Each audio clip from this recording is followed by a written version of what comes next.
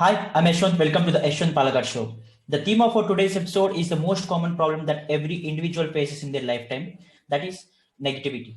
So, the concept for today's episode is dealing with negativity. For today's episode, we have a special guest with us. She is Neha Pant Tewari, founder of Your Success Story. So, hi Neha, thank you for accepting my invite, and I'm really privileged to have you in my show. How are you doing? Hi, Yashwant. I'm doing very well. Thank you so much for inviting me. Pleasure being here. It's my pleasure too. So, I gave a brief intro about you. Can you introduce more about you? So I started, your success story about 2 years back. I was an ex-corporate warrior for about over a decade. And then thereafter, I joined my husband for for the military obligations, which we all have. I've been coming from a defense family. Oh. And then thereafter, I realized, that a lot of people are struggling to be positive in life. They are struggling to be better versions of themselves. So I took up number of courses and I turned towards positive development, positive psychology, personal development, and self-improvement. So among all the things which I do, these three are what I do the best. And that is when I founded Your Success Story. Great to hear from that. So I got to know something from your profile that you are an happiness hacker. So what according to you is the definition of happiness, and what actually is this happiness hack? Excellent. So happiness is when what you think, what you say, and what you do is in harmony. Okay. Now, this is how Mahatma Gandhi defines happiness, and this is what resonates with me as well. But to be very honest with you, there is no set definition for happiness. Many researchers have come up with many definitions, but not a single one of them has been, conclusive and universally accepted as a definition of happiness. The reason for that is it is not very easy to define happiness. And it is because, happiness is a fleeting reality. It is a very elusive thing. It doesn't have a finish line, which is static. The finish line keeps moving, Like I said, people think that they will be happy when they achieve success. And when they achieve success, they are happy, but maybe for a day, for a month. And after that, they're back to their own set point of happiness. And then they're looking for another happiness goal. So in that sense, happiness remains a universal goal and a constant pursuit. So happiness is an extremely subjective thing. You'll be surprised if I tell you that it is shown that happiness which people feel after a month of winning a lottery and the happiness which people feel after a month of breaking their hip bone on the path to recovery is exactly the same. That is how subjective happiness is. It differs from people to people. It differs from moment to moment. So happiness per se is a very, very subjective thing. It's a very, very ambiguous thing. But here is what we do know about happiness. We know that happiness is the opposite of unhappiness. So by that logic, if we stop doing things that make us unhappy, if we avoid doing things that we dislike, we will become happy, right? But the question is, for how long can you, stop doing things that make you unhappy? For all you know, they're important things, right? So you can't do that forever. The second thing is that even if you stop doing things that are making you unhappy, what is the guarantee that you will remain happy forever? None whatsoever. So what do we do? What is the panacea? What we do is we create constant moments of happiness on a consistent basis, drawing from the habits of, daily habits of happiness. Daily habits of happiness are like your meditation, your gratitude writing, journaling, random kindness, yoga, physical exercise, so on and so forth. So it is also shown that happiness is actually, actually lies between the intersection of what you have been avoiding and what you long for. So 40% of happiness is actually derived from, the quality of your daily interactions and the quality of your daily activities. So logically speaking, if you're able to populate positive emotions in these activities and in these interactions, you are bound to become happier human being, right? Yes. So happiness hacking is nothing but making these healthy, positive emotions available on demand. It is a practice of creating uh, direct and clear path to happiness and creating happiness at will. This is exactly what happiness hacking means. If I have to explain this to you with the help of an example, I'll give you one simple example of a happiness hack.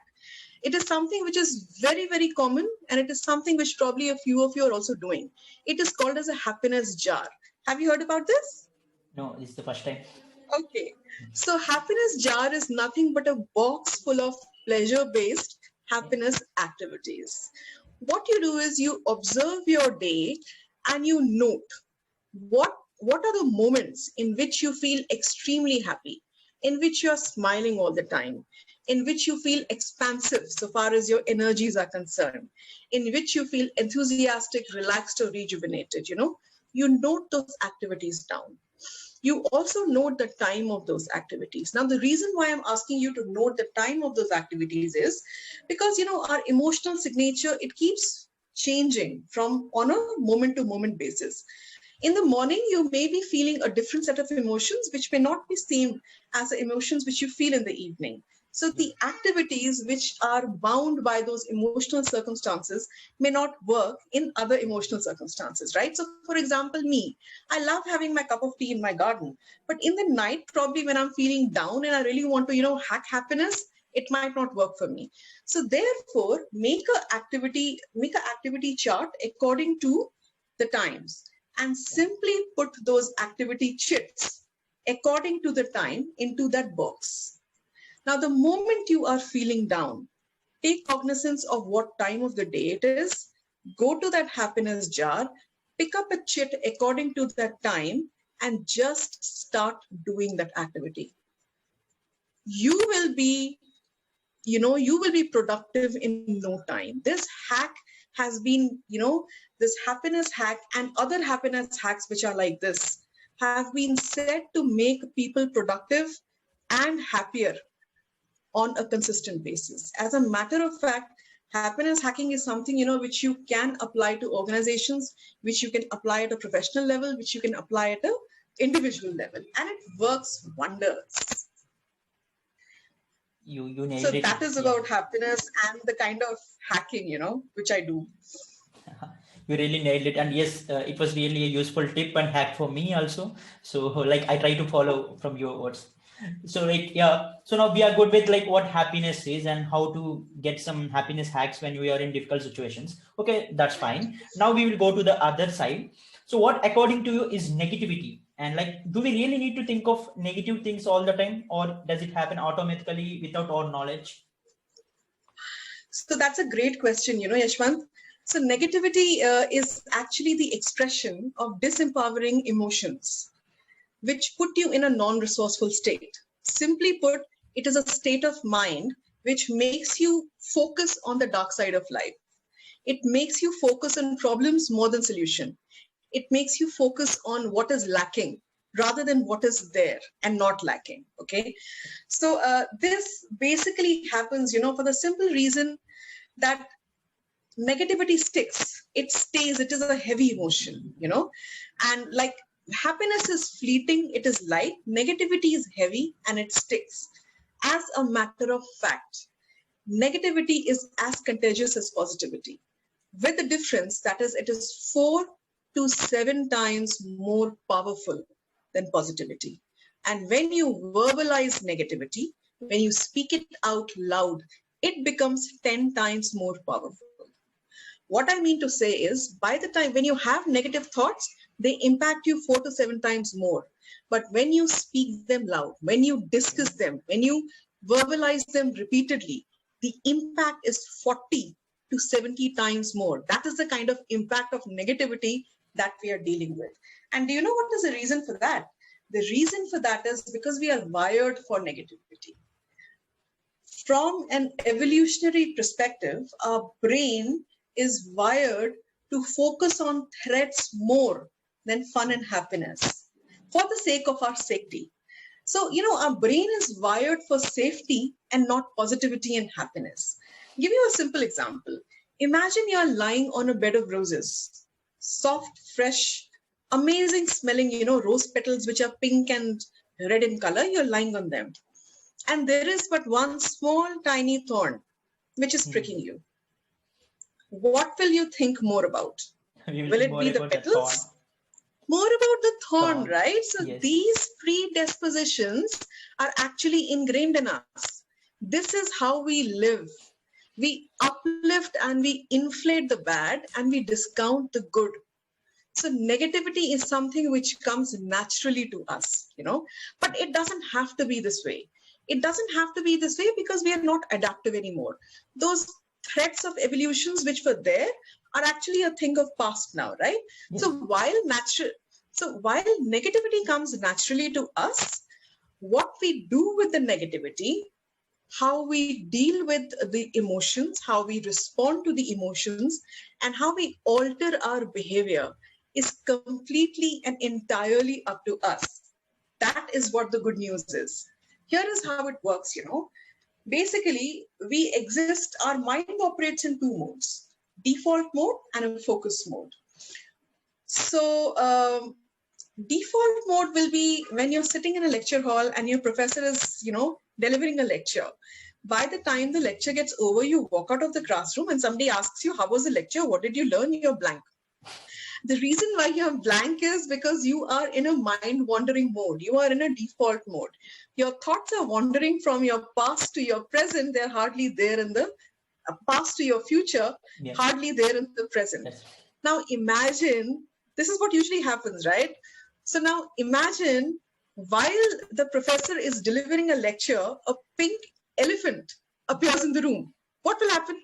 Suddenly you will get into the focus mode. Yes. You will suddenly be present right in that moment. All your energies will be focused on task at hand, which is the elephant, And fortunately or unfortunately, 50 to 80% of the time, we are in the default mode. And this default mode, which I call the wandering mind, is an unhappy place to be. It is full of negative memories. It is full of negative self-chatter. It is illogical. It is also very, very unproductive. The fact of the matter is that there are 150 files which are open throughout the day. At any given point in time, your brain is dealing with 150 open tasks in a day. And there are 35,000 to 60,000 thoughts which are constantly floating in your mind. And your wandering mind is supporting you to think about these 30 to 60,000 thoughts, 80% of which are repetitive in nature. So negativity rises because of our existing in the default mode. You want to snap out of negativity? Simply get out of that default mode. Two things, one is mindfulness, the other is meditation. And of course, the third thing, which is very, very important that helps is stop verbalizing negativity. Stop complaining, stop cribbing, stop gossiping about people, about places, about circumstances, about politics. I'm not asking you to curb your emotions. What I'm asking you is to not to repeat them and turn them into something which is called as a self-fulfilling prophecy. So this is how negativity impacts us, in our life. That's a great piece of words. So yeah, like we got much about this, how negativity works and how one can be conscious, like without having knowledge on like what they're thinking. So it was what this. Like other thing is like we always care about negative people. So in our life, there are various people who are surrounded in our everyday life. So who are always talking about negative things. So how to stay away from negative people? That's a great question, and here is what I have to say about it, Yashwant. You cannot completely avoid negativity. You cannot completely avoid stress. You can't completely avoid negative people in your life. What you can do is you can learn to manage them. And you can learn to manage them by raising your adversity quotient. When I say raising your adversity quotient, what I mean is developing your coping mechanism and also developing your support system. So your coping mechanism is those pleasure-based activities which put you in a flow. which help you to shut that noise, the outside noise. So your pleasure-based activities, if done in a rightful manner, are as strong and as impactful as meditation itself.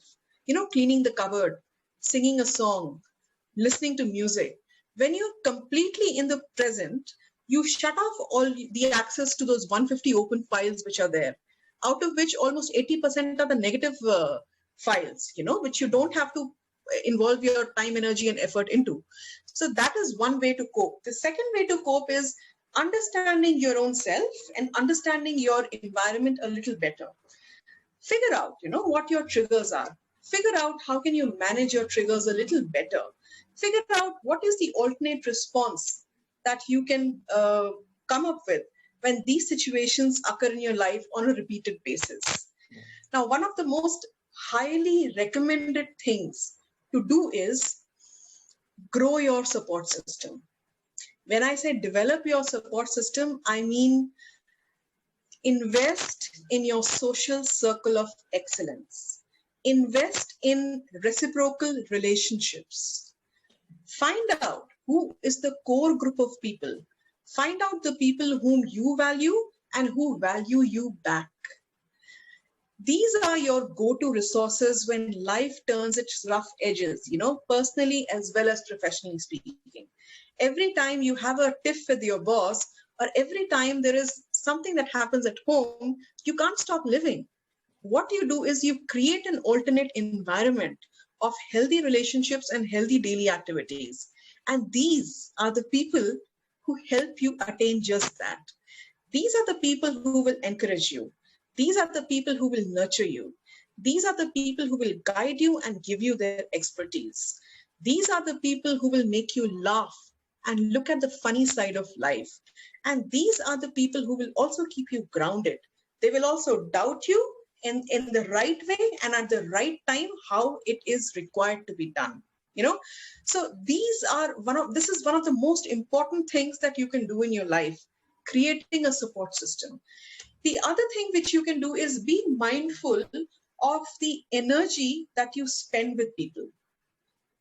There is only finite amount of energy that you have. Now, when you spend it entirely on people who are draining you, you are actually draining your own self of energy, right? So be mindful of the people whom you share your energy with, especially because you are the average of 5 people you spend most of your time with, right?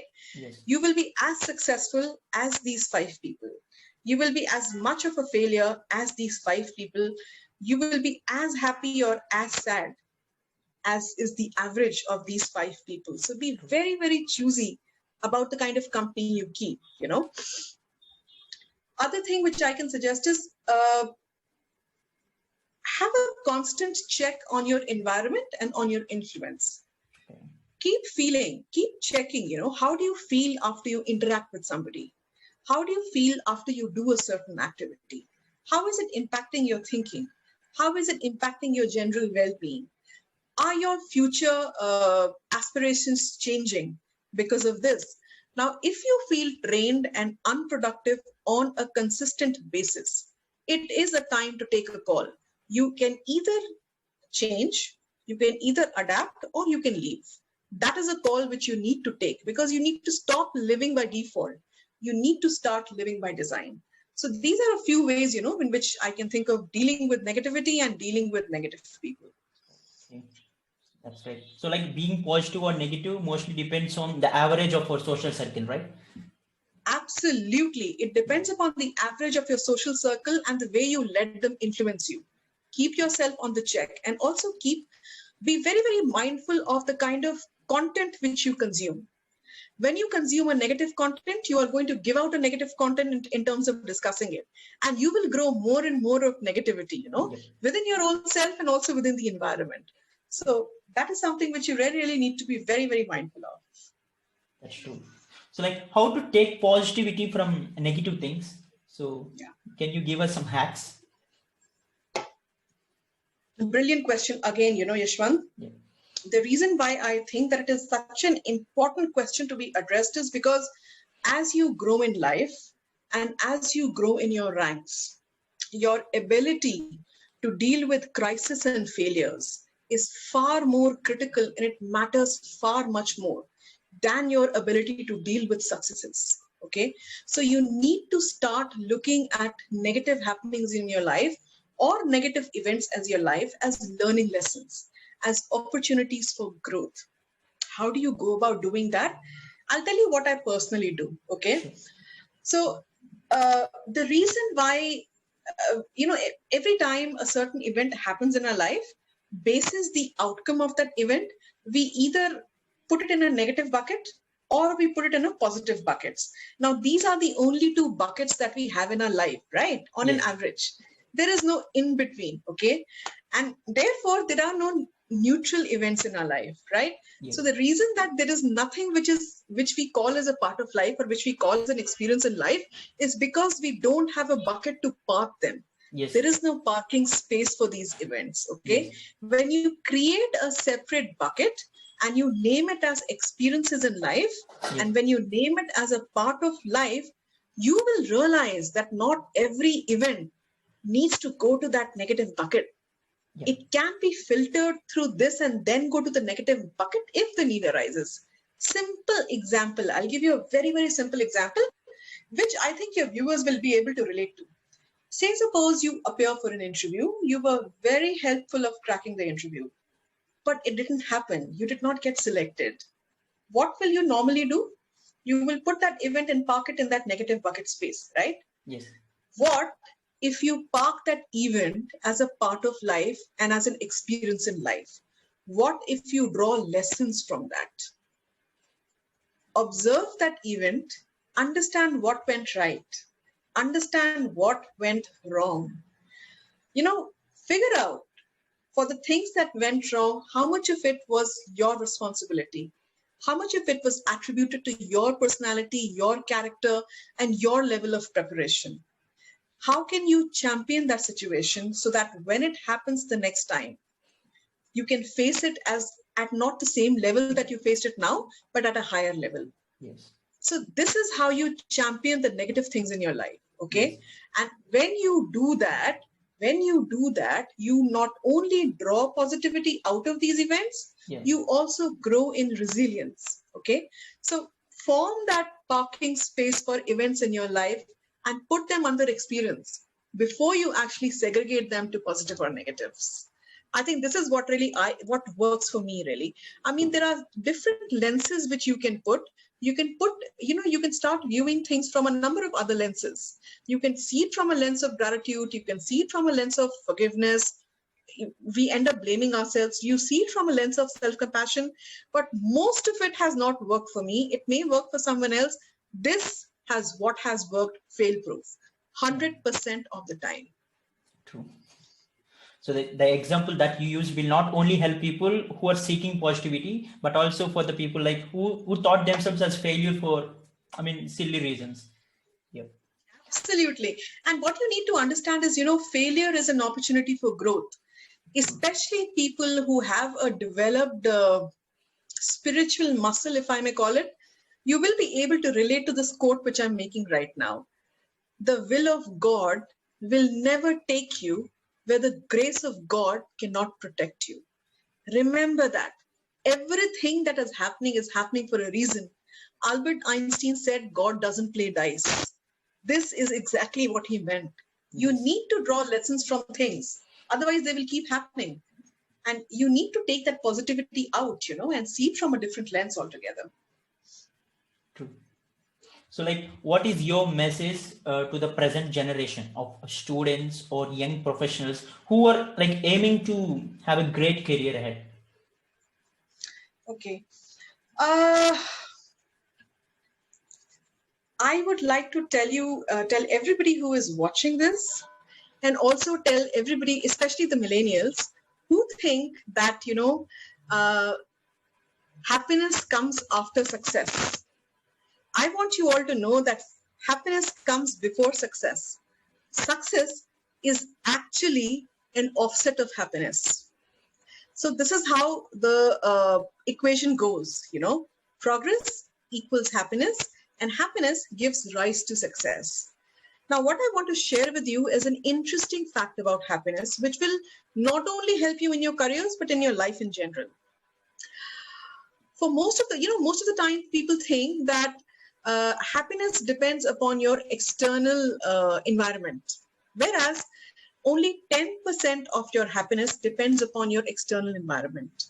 So the way you look, the amount of money you make to a certain extent, the number of cars that you have or the kind of status that you have, the place that you live in or the location is predictive only of 1/10 of your happiness. As for the rest, 90% of long-term happiness, it purely depends upon how your brain processes your external world. So happiness is a result of, your internal communication with your own self. That is one. And the lenses that you use to view the world. Okay.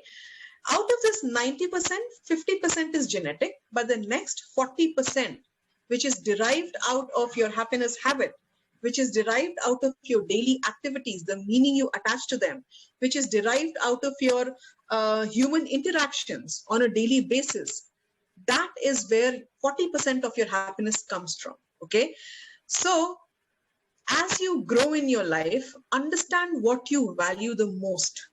Try to pick up a career and try to pick up everything else in your line aligned to those values. That is what is going to keep you successful. That is what is going to make you successful and keep you happy. Okay, that is one thing. And the other thing which I want to tell you is, when people say happiness is an inside job, this is what they mean. Because 40% of your happiness is hackable. So that is what I wanted to share very, very earnestly with all the audience who are there. True. These were some great words. Like not only the viewers, like even I got many benefits out of this conversation. So yeah, thanks Neha. It was really great interacting with you. And like, I hope those who are watching this will get hacked with positivity and happiness all the time. And also thank you for joining my show. Thank you so much, Yashwant. It was an honor and a privilege being here. Thank you very much. I wish everybody watching all the very best. Yep. Thank you everyone for watching this video. For more videos and interviews like this, please like and subscribe to my channel. Also share this video in your network who needs some happiness and who needs to get out of negativity. Thank you. Thank you for watching again.